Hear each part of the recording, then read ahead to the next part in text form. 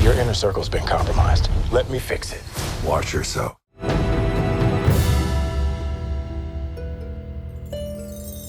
This is Brian with ScreenFiles.com and Trailer to Reaction.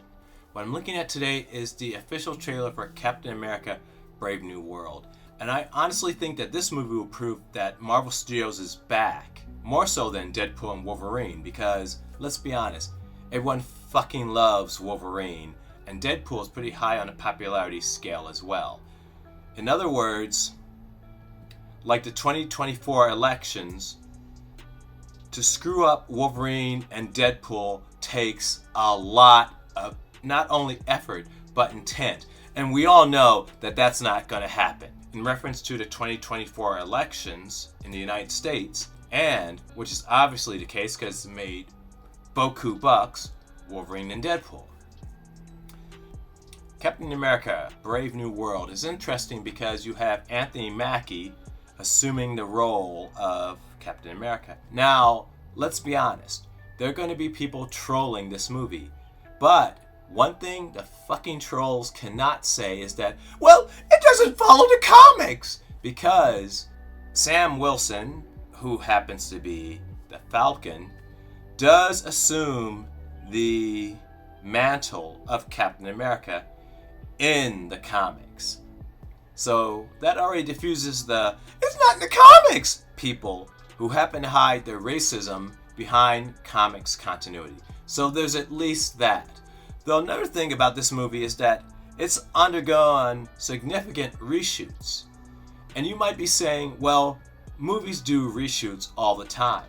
And that's true. In fact, for bigger productions, effects heavy, budget heavy, and so forth, they're a necessity. Though the thing about Marvel Studios that always confuses me is that despite, from what I've read, putting away money for reshoots, it's hard to tell what's a reshoot and a retooling of the entire movie, which are not the same things, really. Technically, they kind of are, but in actuality, they are not. As I said, there are reshoots which are figured into the production cost of the movie. Though sometimes the reshoots that happen are beyond that. Which is to say, they end up costing a hell of a lot more than reshoots that are part of the production budget from the get-go typically do. They're reshooting entire facets of the movie, which, as far as I'm aware, is not the purpose of the reshoot concept typically. It's to add to what was already done. Let's, for argument's sake, say that your movie is already shot. It's in the can. You are reviewing the footage and you find that it's missing something. Maybe it's missing an emotional beat. Maybe it's missing something that would make the story better. So you add to what was already done. You're not reshooting the entire movie. You're just adding scenes that you think will help round out the story. For me, that is what is meant by reshoots that are part of the initial budget of the movie. You are not changing entire plot lines. You are not adding entire storylines that were not present in the original movie. In other words, what I'm talking about is more extensive than what one would call a typical reshoot. By which I mean there's supposedly an entire plot line revolving around the Serpent Society originally in this movie.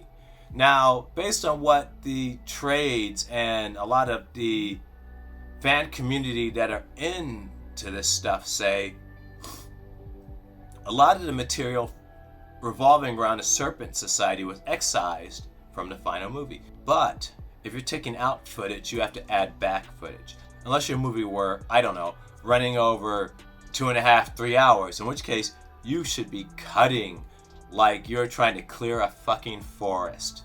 There is no need for movies to last that long, traditionally. And I don't want to use this as the platform to do so, but Dune Part 2 does not need to be 2 hours and a half, I think it is. There's so much of stuff in that movie that someone who seriously wanted to tighten it up could have taken out. It is overstuffed and is oddly edited at points.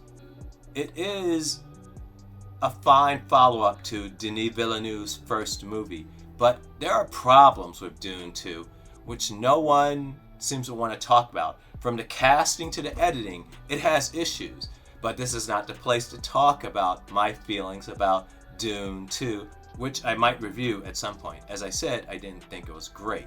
I think it was a fitting follow-up though. In any case, let's look at the official trailer for Captain America Brave New World. And I wanted to say so badly Captain America Winter Soldier because Sebastian Stan's interpretation of the Winter Soldier was just so good. You asked for me. Here I am. You want to help me? Is there anything you remember? Ladies and gentlemen, the President of the United States, Thaddeus Ross.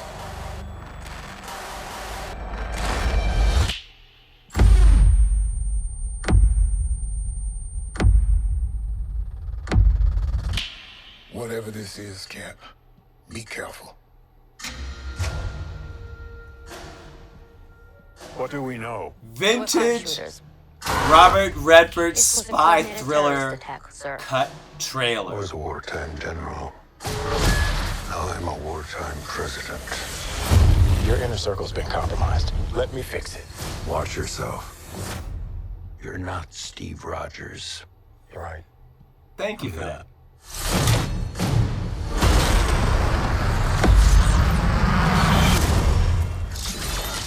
Wait for it. CGI heavy. Too CGI heavy and obvious. We're on the brink of war. I can't trust anyone. Nothing about this feels right. Captain America. You ever ask yourself, who's playing who?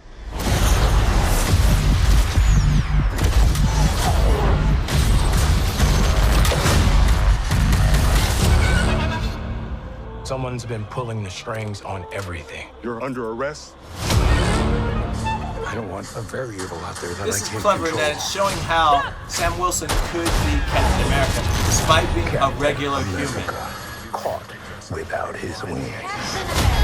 You like to play dress up and blindly execute the state's orders. Don't say I didn't warn you. What if this is a trap?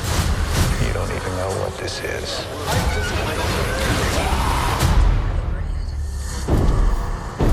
Since when were they red?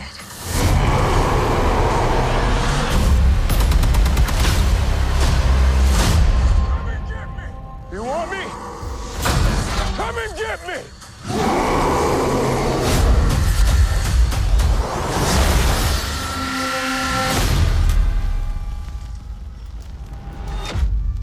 Well, that was the trailer for Captain America Brave New World, and it looks awesome. Though, as I said earlier, it brings potential problems.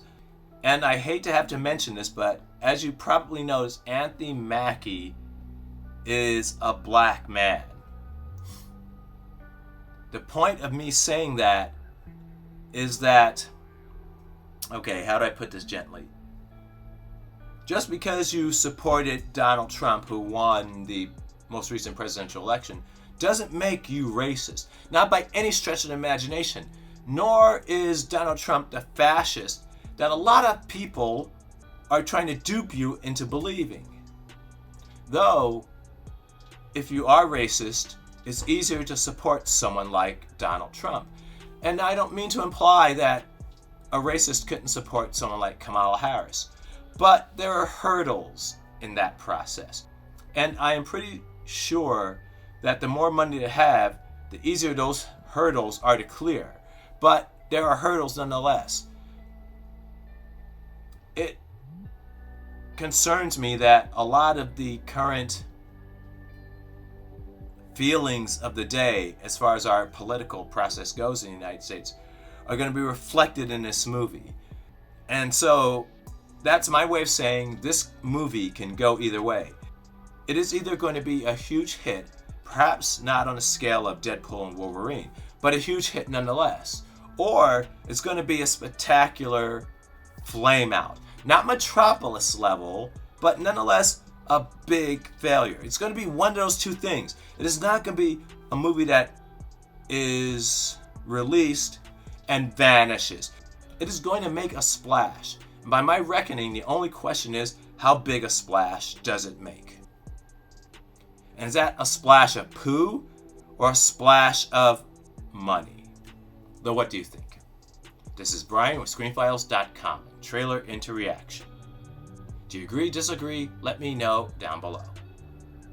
And as usual, consider a like or a follow. Peace.